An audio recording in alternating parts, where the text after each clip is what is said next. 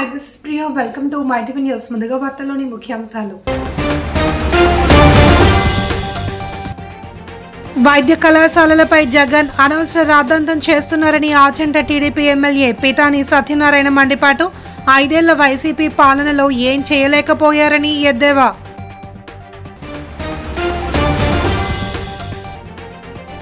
కోట్ల విలువైన భూములను ప్రైవేట్ సంస్థలకు కట్టుబెడుతున్నారని మాజీ ఎంపీ మార్గని భరత్రామ్ ఆరోపణ. ప్రభుత్వ విధానాలపైనే తమ పోరాటమని వెల్లడి.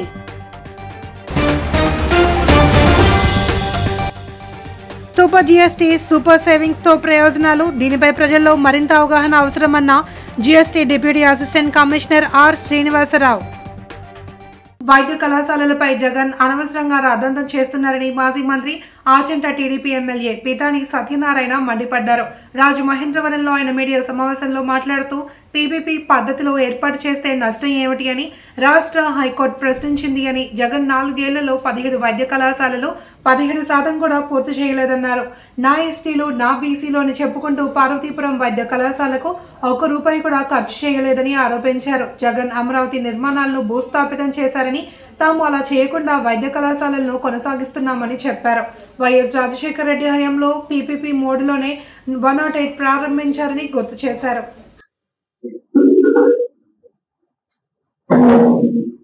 అధికారంలో కొన్ని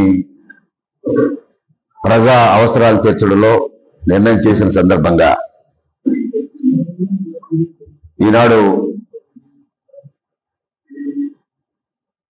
ప్రతిపక్ష పార్టీ అయిన వైఎస్ఆర్ పార్టీ జగన్మోహన్ రెడ్డి ప్రభుత్వ వైద్య కళాశాల మీద అనవసరంగా రాద్ధాంతం చేస్తున్న విధానం తీవ్రంగా ఖండిస్తూ ఉన్నాం. పీపీపీ పద్ధతిలో ఈ ప్రభుత్వం తీసుకున్న నిర్ణయం కరెక్ట్ అని, పీపీపీ పద్ధతులు చేస్తే నష్టం లేదని హైకోర్టు ఎదురు ప్రశ్నించిన అయినప్పటికీ కూడా మీరు ఇంకా రాద్ధాంతం చేస్తున్న విధానాన్ని ప్రజలు అర్థం చేసుకోవాలనే విషయాన్ని కూడా చెప్తా ఉన్నాం. 17 ప్రభుత్వ వైద్య కళాశాలలు తెచ్చారని చెప్పి నిర్మాణం చేయలేక చేతులు ఎత్తేసి 4 సంవత్సరాల్లో 17% కూడా పూర్తి చేయలేని జగన్మోహన్ రెడ్డి ప్రభుత్వం ఇప్పుడు వాటిని ఏదో రకంగా పూర్తి చేయాలనే ప్రయత్నం చేస్తున్న ఈ ప్రభుత్వం మీద బురద జల్లే కార్యక్రమం చేపడతా ఉన్నారు.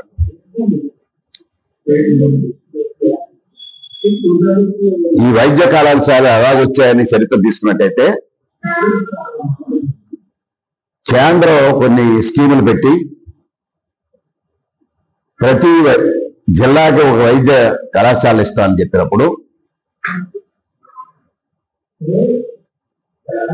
కొత్తగా ఏర్పడ్డ జిల్లాల్లో వాటిలో పాత జిల్లాలో మార్పు లేని జిల్లాలో దివంగత రాజశేఖర్ హయాంలో ఔటర్ రింగ్ రోడ్డుకు శంకుస్థాపన జరిగింది అని, అభివృద్ధి వికేంద్రీకరణ అనేది జగన్మోహన్ రెడ్డి పాలసీ అని వైసీపీ రాష్ట్ర అధికార ప్రతినిధి మార్గని భరత్రామ్ అన్నారు. వినేవాడు ఉంటే చెప్పేవాడు చంద్రబాబు అన్న చందాన లోకేష్ తయారయ్యారని విమర్శించారు. ఔటర్ రింగ్ రోడ్డుకి టీడీపీకి సంబంధం లేదని, ఏపీలో 76% ఉద్యోగాలు ఇచ్చే సత్తా మీ దగ్గర ఉందా అని ప్రశ్నించారు. లూలు మాల్ పేరుతో విశాఖ, విజయవాడలో కోట్ల విలువైన భూమిని షాపింగ్ మాల్కి ఇచ్చారని, రాష్ట్రాన్ని అమ్మేసే కార్యక్రమం చేస్తున్నారని ఆరోపించారు. ఇవాళ లిక్కర్ లో మీకు క్లియర్ గా తెలిసిపోతా ఉంది. మేము ఆ రోజు ఆంధ్రప్రదేశ్ అంతా కూడా వైఎస్ఆర్సీపీ అంతా ప్రొటెస్టులు చేస్తూ ఉన్నారు.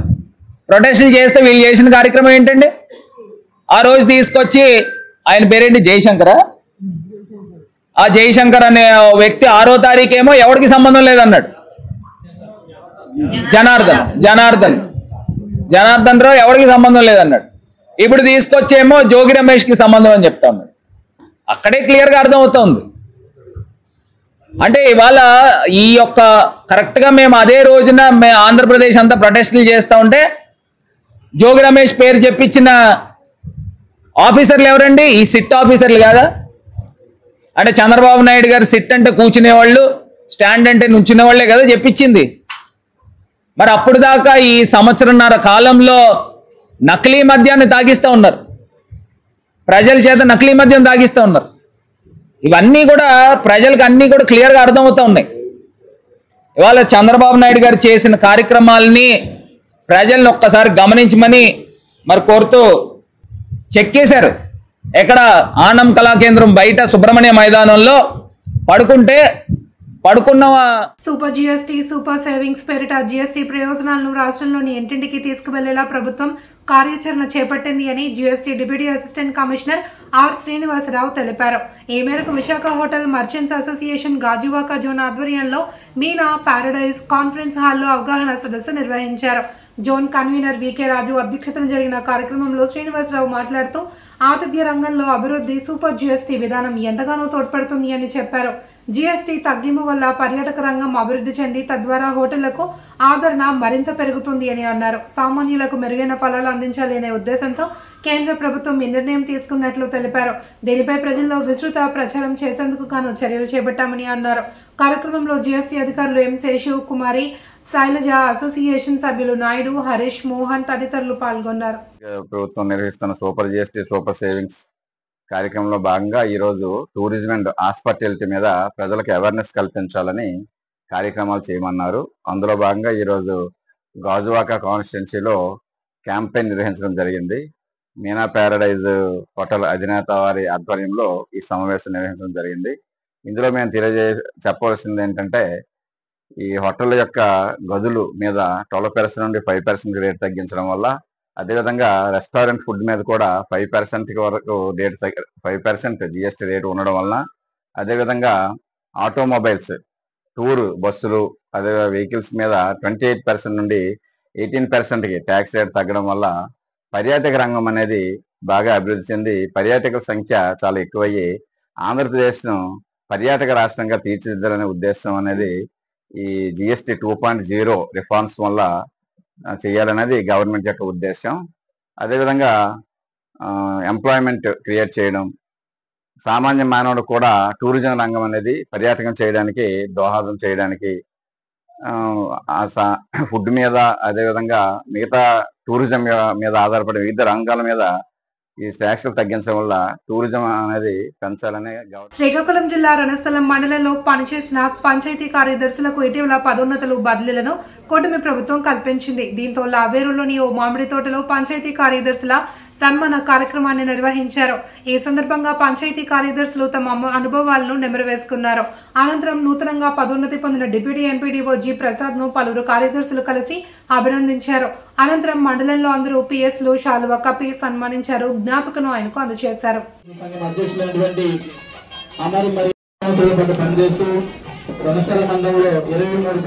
శ్రీకాకుళం జిల్లాలో సుమారు 30 సంవత్సరాలుగా పంచాయతీ కార్యదర్శిగా విధులు నిర్వహించి డిప్యూటీ ఎంపీడీఓగా పదోన్నతి పొందడం ఆనందంగా ఉందని విశాఖ నగరానికి చెందిన జి ప్రసాద్ పేర్కొన్నారు. పదోన్నతిపై ఆయనను మైటీవీ కలిసి మరిన్ని వివరాలు అడిగి తెలుసుకుంది. ఈ సందర్భంగా ఆయన మాట్లాడుతూ తాను 1995 అక్టోబర్ 16న గ్రేడ్ 2 నియామకంతో పొందూరులో తొలుత పదవి చేశానన్నారు. అనంతరం రణస్థలానికి బదిలీ అయ్యానని, అప్పటి నుండి నేటి వరకు ఓపికగా సహనంతో ప్రజలతో మమేకమై పనిచేశానన్నారు. ప్రతి ప్రభుత్వ ఉద్యోగి ఓపికగా పనిచేస్తూ ఉంటేనే కాలం గుర్తిస్తుంది అని, తన పనితనమే తన పదోన్నతికి కారణమన్నారు. ఈ పదోన్నతి మరింత బాధ్యత పెంచిందన్నారు. ప్రజలకు ఎల్లప్పుడూ అందుబాటులో ఉంటూ సేవలు అందిస్తానన్నారు.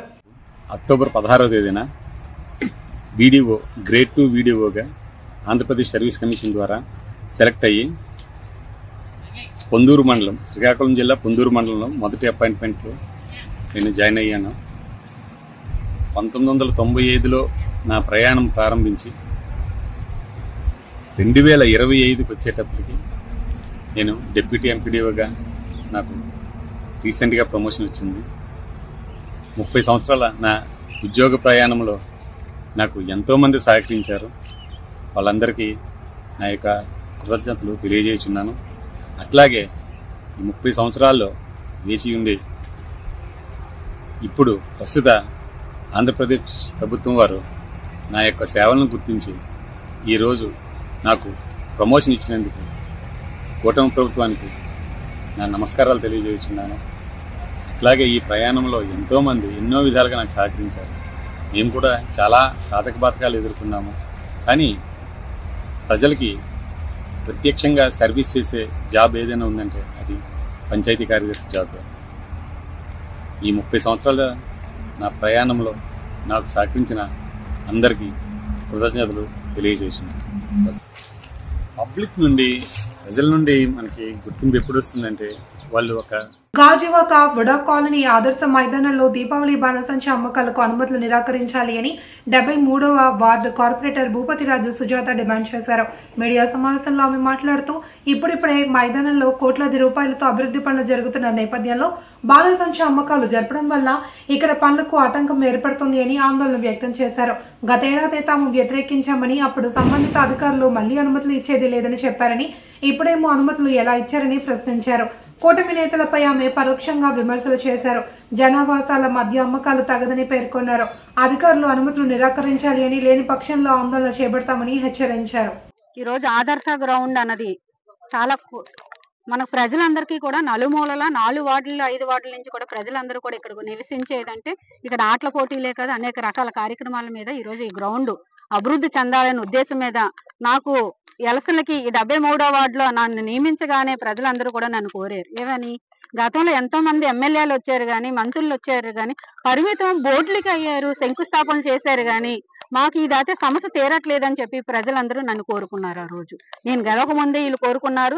గెలిచాక నేను చేస్తానని వాళ్ళకి మాట ఇవ్వడం జరిగింది. మొత్తం కాలనీ, వడా కాలనీ అసోసియేషన్ నుంచే కాదు, నలుమూల వాకింగ్ ట్రాక్ వాళ్ళు మహిళలే కాదు, జెంట్సే కాదు, అందరూ కూడా టార్నమెంట్ ఆడుకున్న కుర్రోళ్ళు కూడా ఉన్నారు. ఎవరైనా ఒక యూత్ చనిపోతే ఆ అబ్బాయి పేరు మీద కూడా టార్నమెంట్ చేసుకునే కార్యక్రమాలు కూడా ఎన్నో జరిగాయి ఈ గ్రౌండ్ లో. ఎందుకని పార్టీలకు అనీతంగా ఈ రోజు ప్రజలందరూ కూడా దీంట్లోనే మనకి బాగుండి ఆటల పోటీలకు అన్నిటికీ ఉపయోగించుకున్న ఫండ్స్ కూడా దీనికి ఉపయోగించుకుంటారు. ఎందుకని జిఎంసీకి పన్ను కట్టి దానికి కూడా పర్మిషన్ తీసుకొని అంత మనకి ప్రజలకు ఉపయోగపడేది. ఈ రోజు గతంలో కూడా మేము ఉన్నప్పుడు కూడా ఈ స్టాల్స్ కి పర్మిషన్ ఇచ్చాను, నేను కూడా ఇవ్వలేదని నేను అన్నా. ఎందుకని ప్రజలందరూ కోరుకున్న ఇప్పుడు ఏంటంటే నిరుడే మనకు చెప్పారు, మేడం గారు ఇటుపైన మీరు పర్మిషన్ ఇవ్వకండి. ఎందుకని కాలనీ వాళ్ళందరికీ కాదు, వాకింగ్ వాళ్ళకి అందరికీ కూడా ఇబ్బందికరం అవుతుంది. స్టాల్స్ పెట్టుకుంటున్నారు, మళ్ళీ ఇది అయిపోయాక సొమ్ము చేసుకోవడం తప్పగాని ఈ దీనికి బాగుపడేది ఎప్పుడు సొల్యూషన్ మాకు చూపించట్లేదంటే ఈ రోజు వాళ్ళు ఏం నిందిస్తున్నారంటే మీరు 5 కోట్ల నిధులు ఈ రోజు శంకుస్థాపన మీరు చేయించారు.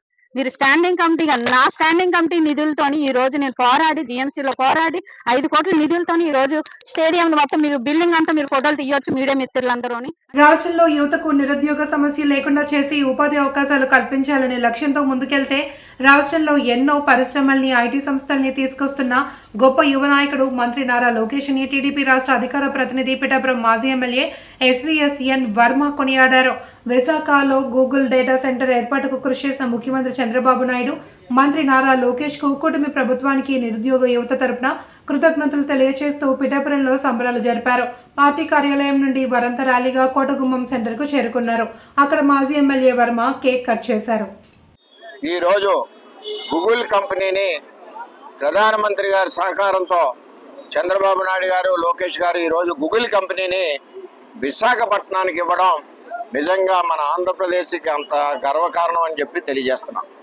ఎంచేదంటే ఇటువంటి నాయకత్వం, లోకేష్ లాంటి నాయకత్వం తెలుగుదేశం పార్టీలో ఉండడం, చంద్రబాబు లాంటి విజన్ ఉన్న నాయకుడు కూటమికి నాయకుడిగా ఉండడం, ఈరోజు విశాఖపట్నంలో గూగుల్ 1,36,000 కోట్లతో నిర్మాణం చేయడానికి అగ్రిమెంట్ అవ్వడం, త్వరలోనే ప్రారంభం అవడం కూడా నిన్న జరిగిందని చెప్పి తెలియజేస్తున్నాం మీటింగ్లో.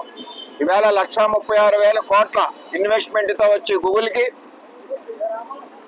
ఈరోజు దగ్గర 1,80,000 మందికి ఉద్యోగ అవకాశాలు కల్పిస్తామని చెప్పి ఆ కంపెనీ యాజమాన్యం తెలియజేయడం జరిగింది. నారా లోకేష్ గారు తెలియజేయడం జరిగింది. ఈ రాష్ట్రంలో చదువుకున్న యువత అంతా కూడా మరి ఉద్యోగాలు లేక తల్లిదండ్రులు ఇబ్బంది పడే పరిస్థితి ఉంది. అటువంటి పరిస్థితుల్లో గూగుల్ కంపెనీని ఇంత ఎక్కువ ఇన్వెస్ట్మెంట్ 1,36,000 కోట్ల ఇన్వెస్ట్మెంట్ గూగుల్ కంపెనీ విశాఖపట్నంలో పెట్టడం నిజంగా మన రాష్ట్ర ముఖ్యమంత్రి నారా చంద్రబాబు నాయుడు గారు, కూటమి ప్రభుత్వం, అదే దీనికి సంబంధించిన మంత్రి నారాలో విశాఖ సిగలో గూగుల్ సంస్థ పెట్టుబడులు పెట్టేందుకు ముందుకు వచ్చిన నేపథ్యంలో గాజువాక కూడలిలో కూటమి నేతలు సంబరాలు జరుపుకున్నారు. నియోజకవర్గ సమన్వయకర్త ప్రసాదుల శ్రీనివాసరావు అధ్యక్షతన మిఠాయిలు పంచి బాణసంచా కాల్చారు. ఈ సందర్భంగా ప్రసాదుల జనసేన నాయకుడు గంధం వెంకట్రావులు మాట్లాడుతూ కేంద్రంలో డబుల్ ఇంజన్ సర్కార్ రాష్ట్రంలో కూటమి అధికారంలోకి వచ్చాక అభివృద్ధి కార్యక్రమాలు వేగవంతమయ్యాయని అన్నారు. ప్రధాని మోదీ నేతృత్వంలో రాష్ట్రంలో ముఖ్యమంత్రి చంద్రబాబు, ఉప ముఖ్యమంత్రి పవన్ కళ్యాణ్లు రాష్ట్ర అభివృద్ధిపై ప్రత్యేక దృష్టి పెట్టారని, ఈ క్రమంలో దిగ్గజ సంస్థ గూగుల్ విశాఖను ఎంపిక చేసుకోవడం శుభ పరిణామమని అన్నారు. దీనివల్ల ఉపాధి అవకాశాలు ఎక్కువగా లభిస్తాయని, ఇది కూటమి సాధించిన ఘన విజయమని అభివర్ణించారు. కార్యక్రమంలో కూటమి నాయకులు పాల్గొన్నారు. ముఖ్యంగా విశాఖపట్నం చరిత్రలోనే కనీ విని ఎరుగని రీతిలో నరేంద్ర మోడీ ప్రధానమంత్రి గారి సహకారంతో, నిర్మలా సీతారామన్ గారి నాయకత్వంలో ఆంధ్రప్రదేశ్ ముఖ్యమంత్రి వర్యులు, జాతీయ తెలుగుదేశం పార్టీ అధ్యక్షులు శ్రీ నారా చంద్రబాబు నాయుడు గారి నాయకత్వంలో, పవన్ కళ్యాణ్ గారు ఉప ముఖ్యమంత్రి వారి సహకారంతో, నారా లోకేష్ బాబు గారు తన అద్భుతమైన ప్రతిభా పాఠవాలతో ప్రపంచంలో అత్యంత పేరు ప్రఖ్యాతులున్న గూగుల్ సంస్థని విశాఖపట్నానికి తీసుకొచ్చి విశాఖపట్నానికి ఒక నవశాఖానికి నాంది పలికిన కూటమి ప్రభుత్వానికి గాజువాక నియోజకవర్గ తెలుగుదేశం పార్టీ, జనసేన, భారతీయ జనతా పార్టీ కుటుంబ సభ్యులు ధన్యవాదాలు, నమస్కారాలు తెలియజేసుకుంటున్నాను. నిజంగా గడిచిన 16 నెలల తెలుగుదేశం పార్టీ కూటమి ప్రభుత్వ పాలనలో ప్రజలు ఆశించిన రీతిలో అభివృద్ధి సంక్షేమ కార్యక్రమాలతో జనరంజకమైన పరిపాలన సాగిస్తుంటే దాన్ని చూసి ఓర్వలేక కుళ్ళుతోటి కుతంత్రాలతోటి జగన్మోహన్ రెడ్డి నాయకత్వంలో వైసీపీ నాయకులు గల్లీలో ఉన్న సామాన్య కార్యకర్త నుంచి ఇప్పుడు ఇంగ్లాండ్ లో ఉన్న మాజీ ముఖ్యమంత్రి వరకు తల కొట్టుకొని పెడబొబ్బులు పెడతా ఉన్నారు. నిజంగా మీరు చేస్తున్న దుర్మార్గాలు, ఈ ప్రజా వ్యతిరేక విధానాలు ఆంధ్రప్రదేశ్ ప్రజలు ప్రతి ఒక్కరు గమనించారు. కాబట్టి మీరు అభివృద్ధికి సంక్షేమానికి మీ ఎజెండా కాదు, కుట్రలు కుతంత్రాలు, గొడ్డలు పెట్టు కోడికెత్తే డ్రామాలు, కల్తీ మద్యంతో మీ ఎజెండా తప్ప ప్రజలకు ఉపయోగం. కాబట్టి ఇప్పటికైనా జ్ఞానోదయం కలిగించుకొని ప్రజాహిత కార్యక్రమాలు చేస్తున్న కూటమి ప్రభుత్వాన్ని సహకరించాలని మీ ద్వారా కోరుతా ఉన్నాం. సరే, నిన్న 14వ తారీఖు అక్టోబర్ 2025 సంవత్సరం అది విశాఖపట్నం చరిత్రలో గాని ఆంధ్రప్రదేశ్ లో భాజపా ఎమ్మెల్సీ సోము వీర్రాజు పుట్టినరోజు వేడుకలు రాజమహేంద్రవరంలోని కిరణ్ కుమార్ రెడ్డి సమక్షంలో ఘనంగా జరిగాయి. రాజమండ్రి వచ్చిన ఆయన స్థానిక క్వారీ ఏరియాలోని జిల్లా బీజేపీ కార్యాలయంలో ఎమ్మెల్సీ సోము వీర్రాజుతో కలిసి అక్కడ ఏర్పాటు చేసిన విలేకరుల సమావేశంలో మాట్లాడారు. పోలవరం ప్రాజెక్టు నిర్మాణం యుద్ధ ప్రాతిపదికన పూర్తి చేయాలి అని మాజీ ముఖ్యమంత్రి బీజేపీ జాతీయ కార్యవర్గ సభ్యులు నల్లారి కిరణ్ కుమార్ రెడ్డి అన్నారు. తాను ముఖ్యమంత్రిగా ఉండగా పోలవరం ప్రాజెక్టు అంచనా 16,100 కోట్లు ఉంటే ఇప్పుడు చాలా పెరిగింది అని గుర్తు చేశారు. పోలవరం పూర్తయితే 7,20,000 ఎకరాల ఆయకట్టుకి నీళ్లు అందుతాయని, 23 లక్షల ఎకరాల ఆయకట్టు స్థిరీకరణ అవుతుంది అని అన్నారు.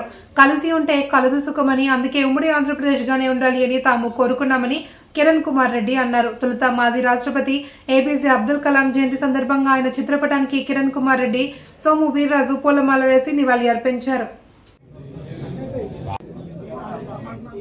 అన్నమయ్య జిల్లా పీలేరు నియోజకవర్గం కలికిరి మండలం శ్రీనివాస కళాశాలలో వైఎస్ఆర్ విద్యార్థి విభాగం జిల్లా ఉపాధ్యక్షులు మలతోటి నరేష్ ఆధ్వర్యంలో ప్రపంచ విద్యార్థుల దినోత్సవం మరియు ఏపీజే అబ్దుల్ కలాం 94వ జయంతి జరిగింది.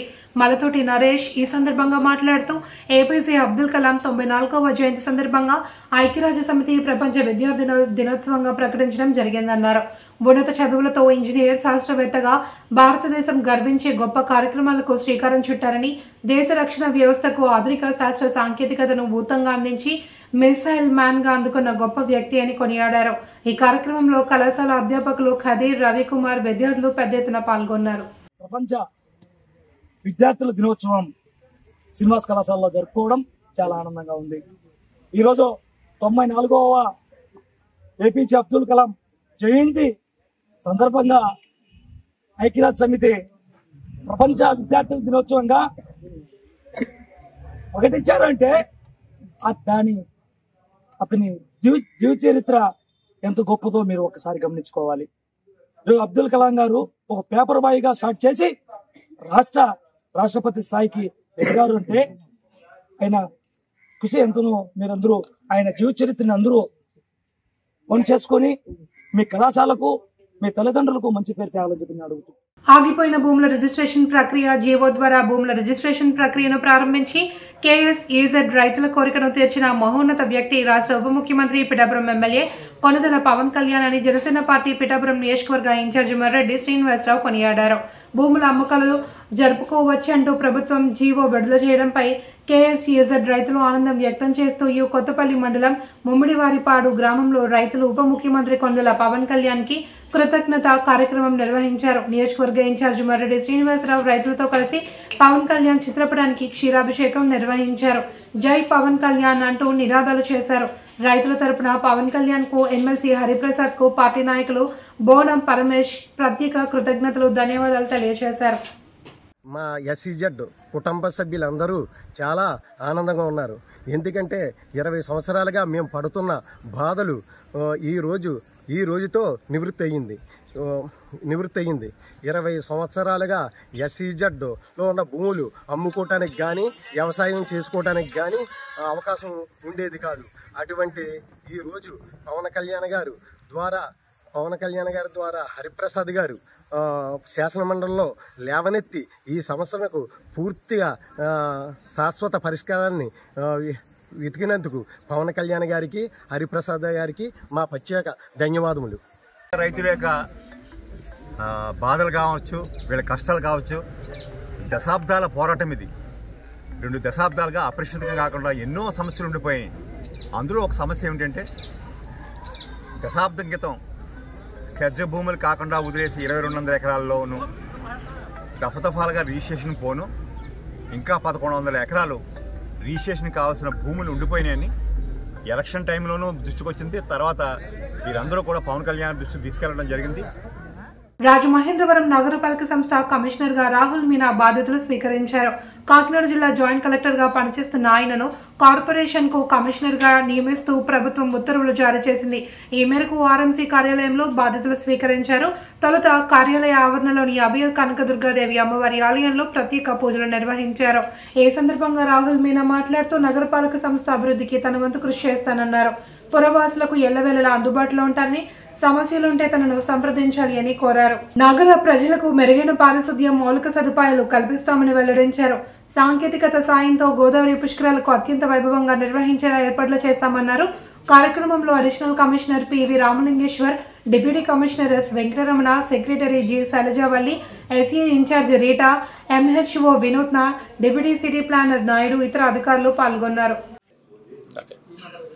ఈరోజు after doing joint collectorship in Kakinada నేను అదే మున్సిపల్ కమిషనర్ రాజమండ్రిగా జాయిన్ చేసాము. అది చాలా సంతోషంగా ఉంది. Rajahmundry is well known for his good history and rich cultural heritage. So ఇక్కడ అర్బన్ ఏరియాలో కూడా మనకి చాలా ఆపర్చునిటీస్ ఉన్నాయి. గవర్నమెంట్కి ఇది అవకాశం ఇస్తానికి చాలా ధన్యవాదాలు. ఈ తర్వాత since Rajahmundry urban local body is already the corporation is already more or less ఇది ఎస్టాబ్లిష్ సిస్టమ్ కాబట్టి I will try to focus upon the issues of sanitation, citizen services, తర్వాత అర్బన్ ఇన్ఫ్రాస్ట్రక్చర్. ఈ సిటిజన్ సర్వీసెస్లో మనము ఆల్రెడీ కంట్రోల్ రూమ్ ఉంది కాబట్టి we will try to use each and every data point.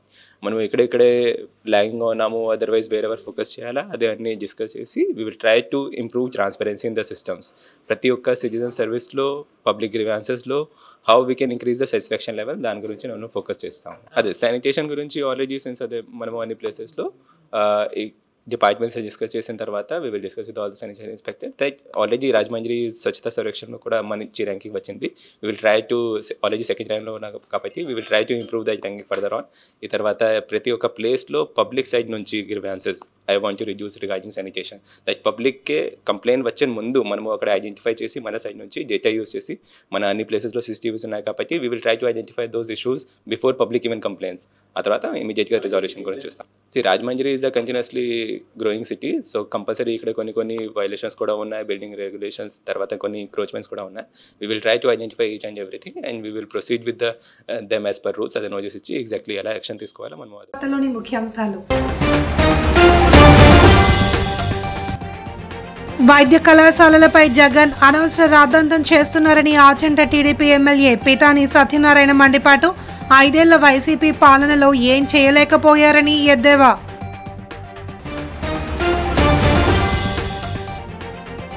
కోట్ల విలువైన భూములను ప్రైవేట్ సంస్థలకు కట్టుబెడుతున్నారని మాజీ ఎంపీ మార్గని భరత్రామ్ ఆరోపణ. ప్రభుత్వ విధానాలపైనే తమ పోరాటమని వెల్లడి.